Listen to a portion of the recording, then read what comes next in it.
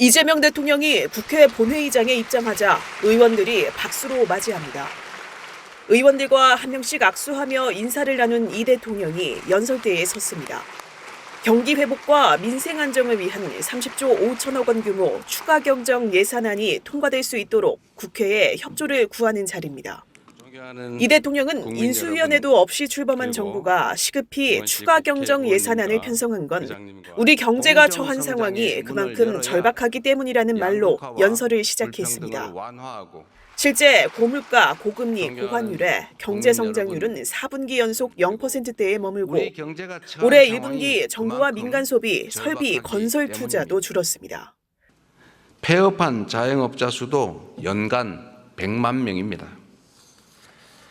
취약계층의 가계대출 연체율은 또 급등하고 있습니다.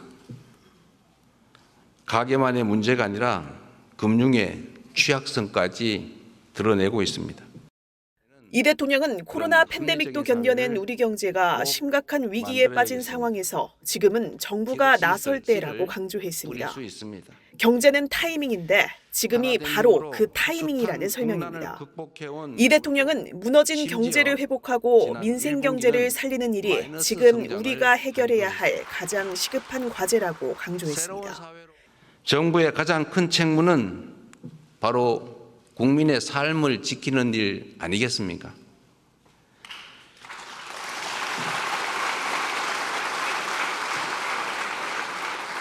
국민의 삶을 지키는 정부, 그리고 위기 앞에 실용으로 답하는 정부라야 합니다. 이 대통령은 현 시점에서 신속한 추경 편성과 속도감 있는 집행으로 우리 경제, 특히 내수 시장에 활력을 불어넣는 일이 중요하다고 말했습니다. 특히 경기 회복의 골든타임을 놓치지 않도록 국회에 적극 협조가 필요하다고 당부했습니다. 이 대통령은 아울러 지금처럼 저성장이 지속되면 기회의 문이 좁아지고 경쟁과 갈등이 격화되는 악순환에 빠진다며 새로운 성장 동력을 만들고 성장의 기회와 결과를 함께 나누는 공정 성장의 문을 열자고 힘주어 말했습니다. 이재명 대통령은 30조 5천억 원 규모의 추가 경정 예산안을 직접 하나하나 소개했습니다. 먼저 소비진장 예산 11조 3천억 원을 담았다고 밝혔습니다. 특히 이번 추경의 핵심 중 하나인 민생회복 소비 쿠폰도 직접 설명했습니다. 정부는 기존 예산에 10조 3천억 원을 추가한 총 13조 원 규모로 전 국민에 15만 원에서 52만 원의 소비 쿠폰을 지급합니다.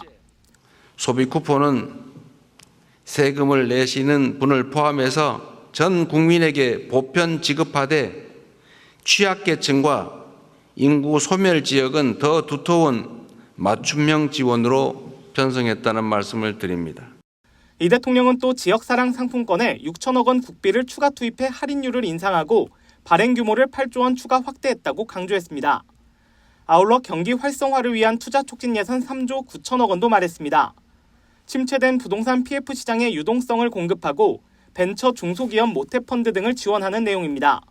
이 대통령은 소상공인과 취약계층을 위한 민생안정 예산도 5조 원을 담았다고 밝혔습니다. 빚을 갚을 여력이 없는 취약차주 113만 명의 장기 연체 채권을 소각하고 성실 상환 중인 소상공인의 분할 상환 기간 확대, 이자 추가 감면 등을 시행하는 내용 등입니다.